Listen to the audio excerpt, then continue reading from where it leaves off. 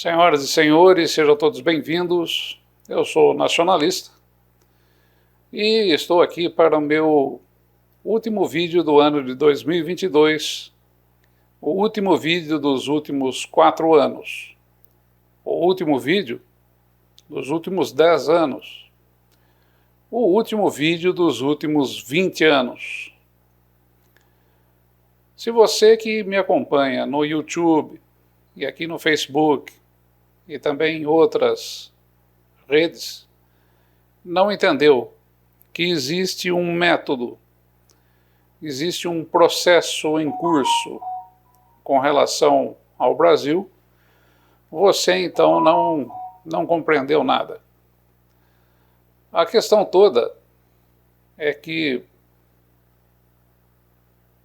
há 20 anos atrás eu tomei contato por caminhos aí até que ocasionais de tudo que poderia estar acontecendo nesse país, conforme estamos vendo hoje, conforme estamos assistindo hoje. Lá em 2002 já existia grupos organizados em lugares onde poucos poderiam imaginar que eles estivessem, como por exemplo igrejas evangélicas, cursos de treinamento empresarial para evangélicos. Já naquela época se falava a respeito da tomada do poder no Brasil para que o neoliberalismo imperasse, para que o Estado fosse pequeno, para que esse país fosse entregue à iniciativa privada.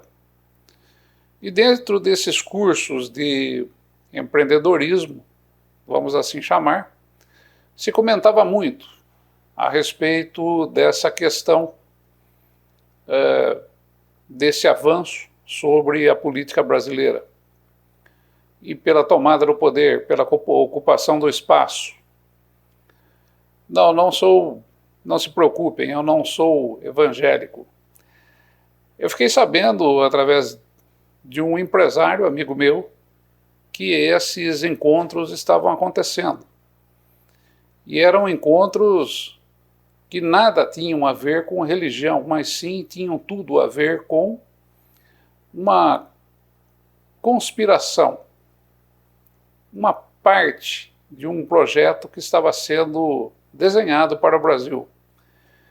E isso vinha de fora, e isso vinha de outros lugares, e não daqui. Pois bem, aí 10 anos se passaram, essas reuniões foram acontecendo, de um lado e de outro. Aí 10 anos se passaram, e em 2012 eu me voltei um pouco mais para a política.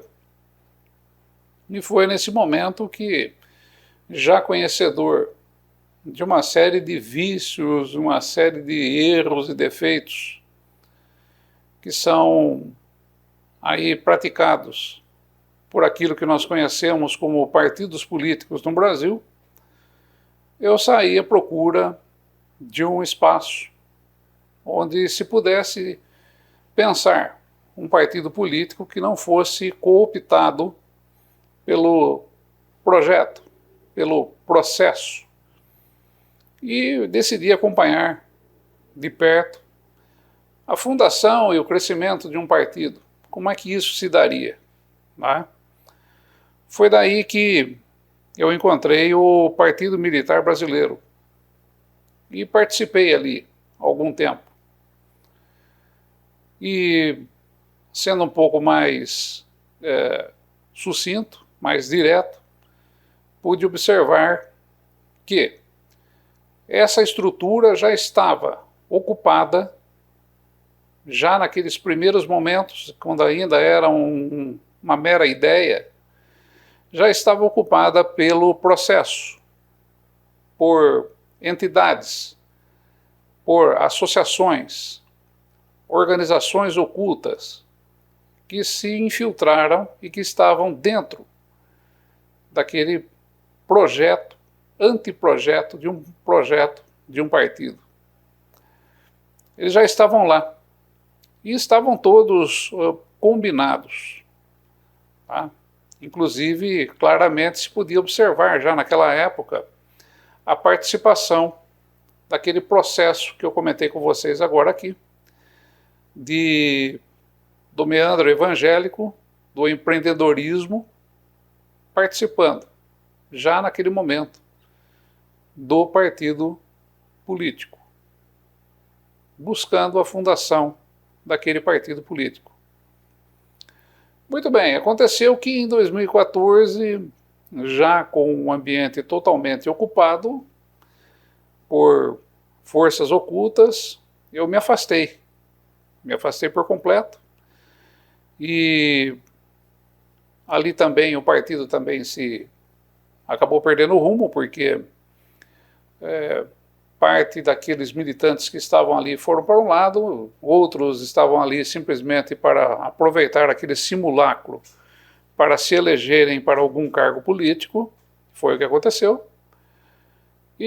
Mas existia ali já uma gênese, uma semente, um germen que iria se transformar naquilo que nós vimos tempo depois, em 2018. Tá?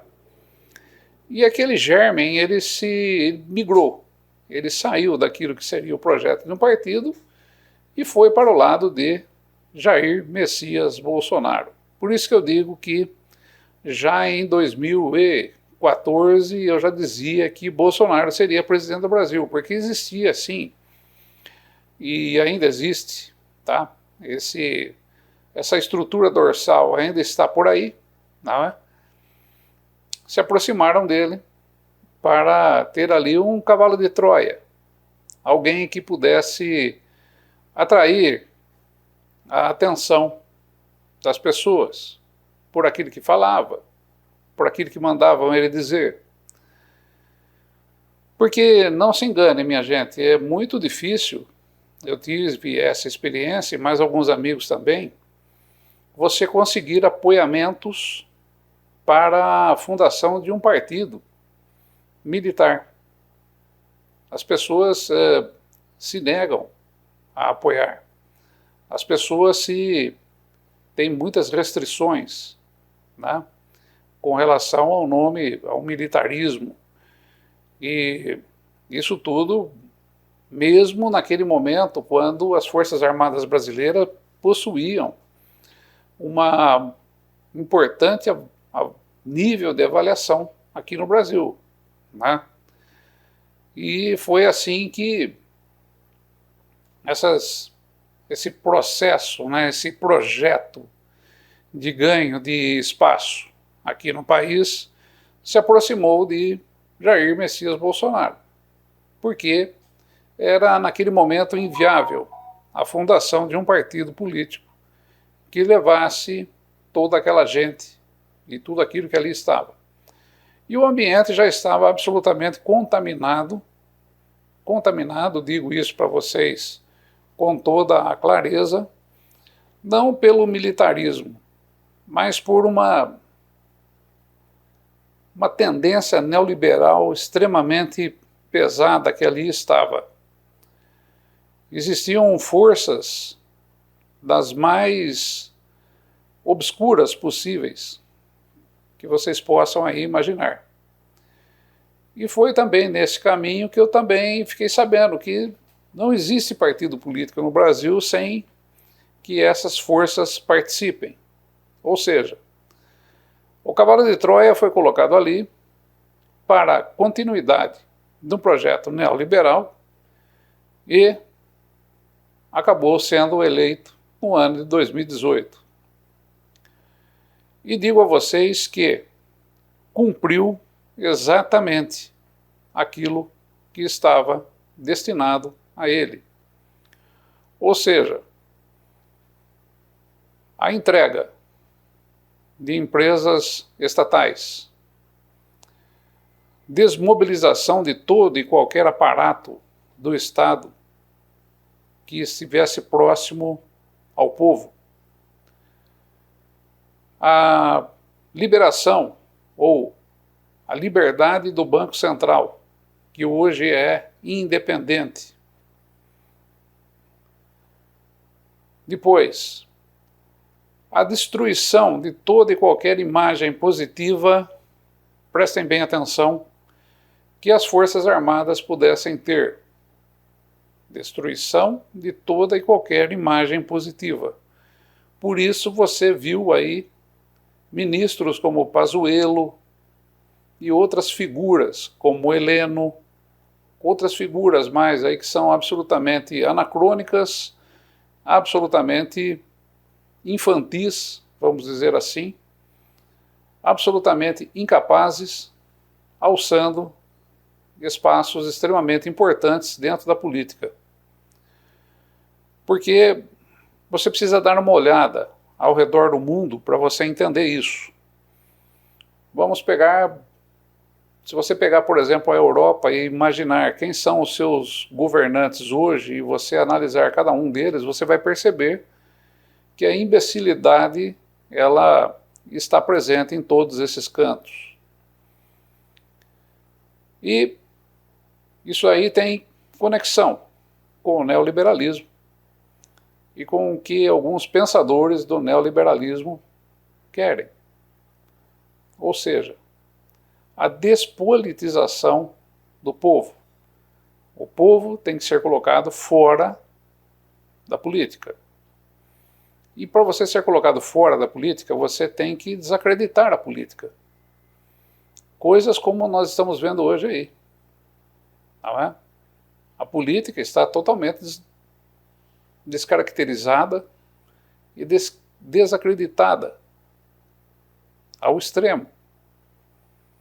Ou você acha que 50% da população brasileira que votou nas últimas eleições de Bolsonaro estão pensando hoje com relação à política? É um pouco mais complexo. Eles imaginavam estar ali um líder que agora foge para os Estados Unidos. Estados Unidos esse, inclusive quando Bolsonaro foi eleito, eu disse que naquele entusiasmo, em todo aquele afã que ali estava, ele ainda não tinha tomado consciência de quem realmente mandava. E que isso até usei uma linguagem figurativa. Ele iria descobrir no primeiro dia de governo. Chegando no Alvorada, com certeza quando ele abrisse a porta do gabinete, ia ter lá alguém com um terno preto, sentado na cadeira que pertenceria a ele, com os 2 pés em cima da mesa.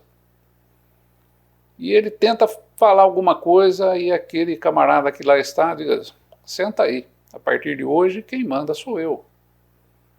Não, é como assim que você manda? Sim, eu mando. E não tenho dúvidas que foi exatamente isso que aconteceu. Todo o desenrolar da história foi comandado para destruição da política, destruição daquilo que você acredita como política, e também o desmantelamento do Estado brasileiro. O Estado precisa ser desmantelado, precisa ser entregue ao mercado para poder dar lucro. O lucro fácil, o lucro que chega a esses especuladores que aí estão. E isso foi feito. Ele cumpriu a risca. Ele foi até o final. Mas, como também existia do outro lado uma pressão que também crescia das ruas, e que talvez aí ele não imaginasse, que ele seria cobrado por aqueles seus seguidores, por aqueles seus apoiadores, para que tomasse outro rumo, um rumo diferente, um rumo fora daquilo que se chama a democracia imposta pelo hemisfério norte. Então, ele tenta tomar um rumo diferente em algumas manifestações. Quando daí a Vitória Nuland, se vocês não sabem quem é, pesquise, vem ao Brasil, marca uma reunião com ele, senta-se diante dele e diz: você não vai fazer mais nada. Você vai se comportar. Não tente fazer nada contra aquilo que está aqui instalado e planejado. Porque um golpe seu não seria um golpe contra os interesses do Brasil. Seria um golpe contra os interesses de todo o sistema. A partir daí você pode perceber, isso aconteceu nesse ano aqui de 2022, acho que em agosto, você pode perceber que Bolsonaro mudou o posicionamento. Ele passou a se calar mais, mesmo durante a campanha presidencial, ele foi mais comedido, né? E agora simplesmente desapareceu. Desapareceu porque tomou uma bicuda nos traseiros do sistema, que usou o senhor Jair Messias Bolsonaro para atingir a série de objetivos que tinha aqui no Brasil. Objetivos econômicos, tá? Não estou dizendo aqui nada com relação a outras vertentes, outras questões, outros segmentos, nada. Simplesmente negócios, nada mais do que isso. Negócios e baratos, isso que é mais importante. Passado isso tudo, paralelamente nós vemos aí Lula sendo libertado da prisão, onde passou aí quase 2 anos. E, com certeza, a mesma pessoa do terno preto se sentou com ele e disse: olha, nós vamos te colocar novamente lá. Mas você vai ter que nos seguir, você vai ter que assinar aqui com a gente alguns compromissos que você vai ter que ter. Tá? E aqui agora começa, logicamente, daqui a alguns dias, um novo governo. Tá? Com tudo aquilo que nós já conhecemos do PT, do Lula, e etc., e dos seus aliados e tudo mais. Aqui cabe apenas dizer, né, que eu pelo menos, não estou torcendo contra o governo. Jamais. Mesmo porque nós temos famílias para criar. Tem um monte de gente aí que está desempregada. Tem um monte de gente que está passando fome. E seria uma estupidez muito grande de um nacionalista torcer contra o próprio país, contra o próprio povo. Isso eu não vou fazer nunca. Que o povo tenha o que comer. Que o povo tenha trabalho. Que o povo tenha condição de se manter. Agora, todas as escorregadelas que o novo governo venha a dar, isso sim nós estaremos aqui para analisar, criticar e observar. Estamos vendo de perto. E até o momento o que nós temos? Nós temos muita fumaça para tentar fazer com que o povo imagine que está no melhor dos mundos, mas não é por aí. Tirar aí os segredos de 100 anos que foram colocados sobre documentos.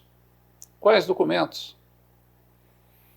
O que vai ser encontrado ali de mais importante do que aquilo que o PT hoje ainda não fala? Eu dou o benefício da dúvida para o Lula, para o PT, para que essa gente, num momento tomado assim por uma crise de consciência venha a tratar de temas relevantes a essa nação. E se nós pegarmos somente os últimos 4 anos?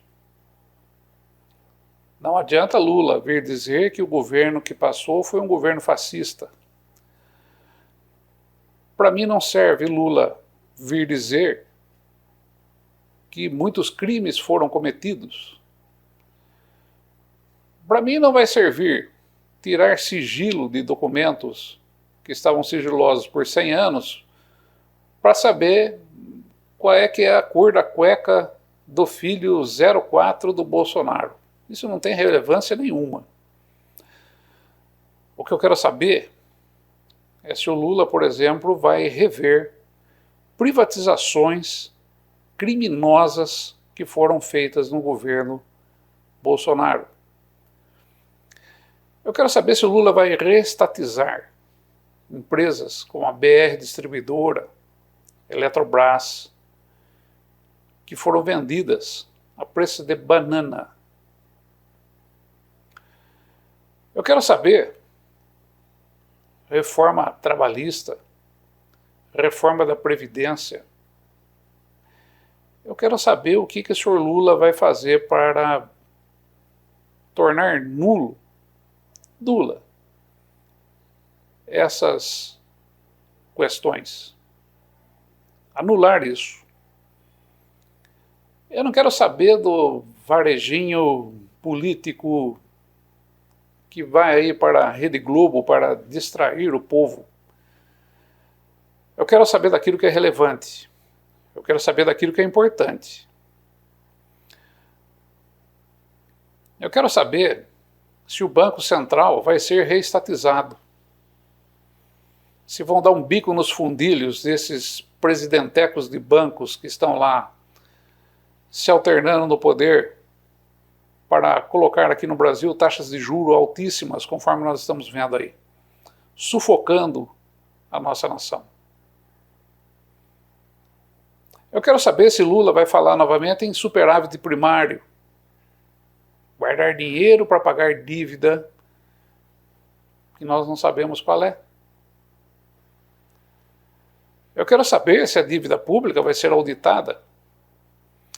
E eu quero saber se o senhor Lula vai ser homem suficiente, nacionalista suficiente, para dar uma banana para os especuladores e dizer assim: não vou pagar. É isso que eu quero saber.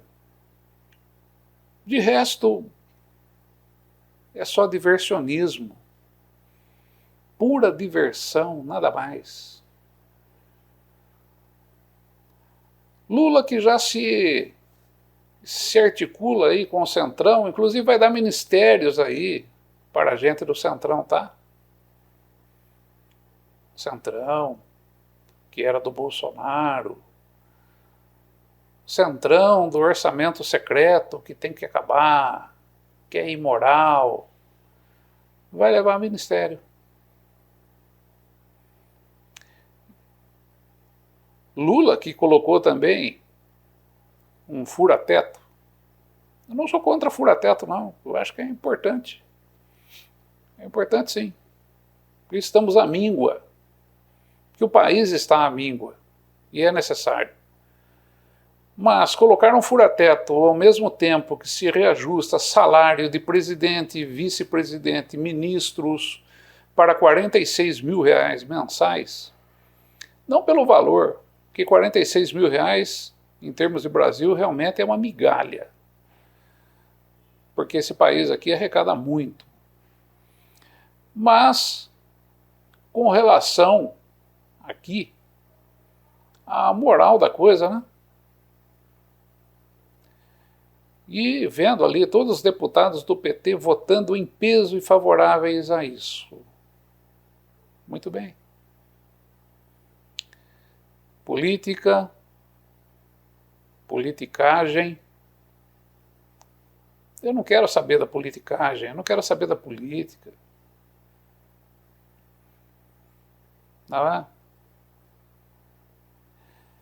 Isso não importa, isso não é relevante, isso não leva a nada.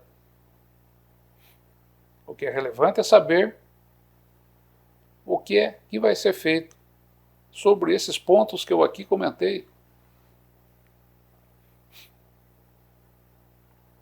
Sabe? Com relação à reforma tributária que estão aí plantando, vai ser uma reforma tributária de ponto, hein? E colocam agora Simone Tebet no planejamento. Será que vai ser aquela ideia de substituir todos os impostos por um imposto único? Ou seja, quando você ficar inadimplente, você ficará inadimplente para valer perante o Estado. Você não vai ficar inadimplente num impostozinho aqui, num impostozinho ali, num impostozinho lá, que depois você vai levando com o tempo e vai resolvendo essas pendengas. Você vai tomar uma paulada só e única, maravilhosa, dentro de tudo aquilo que o liberalismo quer. E você imagina, com certeza, que vão reduzir os impostos para você pagar. Né? Não, meus amigos. Isso estejam certos. Não vai acontecer. Pois bem, só reafirmando, não torço contra o governo. Torço para que seja o maior e melhor governo de todos os tempos. E que esse país possa reagir. Mas, com relação ao otimismo, eu não tenho otimismo com relação a isso. Mesmo porque eu não faço torcida. Torcida, para mim, não significa absolutamente nada. Se torcida e promessa resolvessem alguma coisa, o campeonato baiano terminaria empatado todos os anos. Você já deve ter ouvido isso. Terminaria 0-0, 1-1, sem campeão. Portanto, não adianta torcer. Eu sou mais pragmático do que isso. Muito mais, diga-se de passagem. Eu quero ver as coisas acontecerem. E é isso. Essa é a última mensagem do ano que eu deixo aqui para vocês. A última mensagem dos últimos 4 anos, dos últimos 10 anos e dos últimos 20 anos. Sem me alongar tanto. Vamos ver. Vamos pagar para ver. Com certeza. Feliz Ano Novo para todos. Espero que vocês tenham muita paz e saúde nos seus lares, nas suas famílias, nos seus empregos, e que nós possamos sonhar com tempos melhores para esse país. Obrigado a todos.